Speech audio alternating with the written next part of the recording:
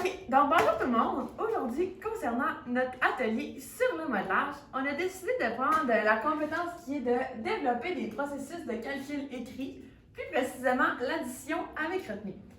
Donc, l'année scolaire visée, c'est vraiment la deuxième année du premier cycle. Donc, pour la première étape, pour faire le calcul avec retenue, on commence par faire le schéma de l'addition à l'aide d'un tableau. Donc, on fait 3 colonnes avec ainsi une barre qui va séparer le tableau. L'étape 2, on va placer les unités, les dizaines et les centaines dans le tableau. Donc ici, on met les unités. Dans le milieu, on place les dizaines et la dernière colonne, les centaines. Pour ce qui est de l'étape 3, on va tout simplement placer le symbole de l'addition à gauche du tableau. Parfait. L'étape 4, dans le fond, c'est de transférer l'équation qui est en haut dans le tableau pour que, dans chacune des bonnes colonnes pour que le calcul soit plus facile à faire. Donc, 134, on va placer le 4 dans les unités, le 3 dans les centaines, les dizaines, excusez, puis le 1 dans les centaines. Ainsi, pour le chiffre 68, on place le 8 dans les unités et le 6 dans les dizaines. Donc, l'étape 4 est complètement finie. Pour ce qui est de l'étape 5, on va ajouter le symbole égal à gauche du tableau. Donc, on va faire vraiment une grande barre pour vraiment séparer les chiffres pour que ce soit le plus simple possible.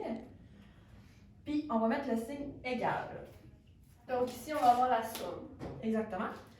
Pour ce qui est de l'étape 6, on va vraiment placer le 0, puisque dans le chiffre 68, il n'y a aucune centaine. Donc, pour que ça soit vraiment pas mélangeant, on va tout simplement mettre un 0 pour dire qu'il n'y a pas de chiffre. L'étape 7, maintenant, on va vraiment additionner les unités. Donc, 8 plus 4, ça fait 12. Donc, on place le 2. Puis là, il y a une retenue.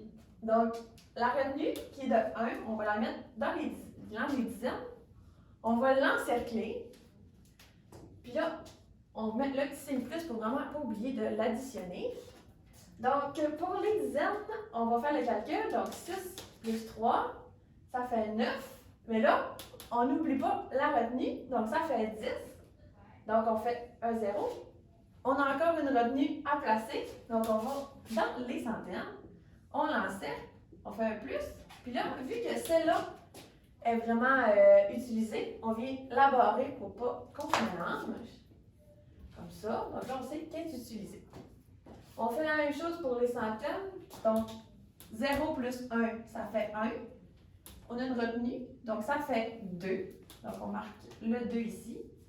On vient barrer la retenue encore pour dire qu'on l'a utilisée.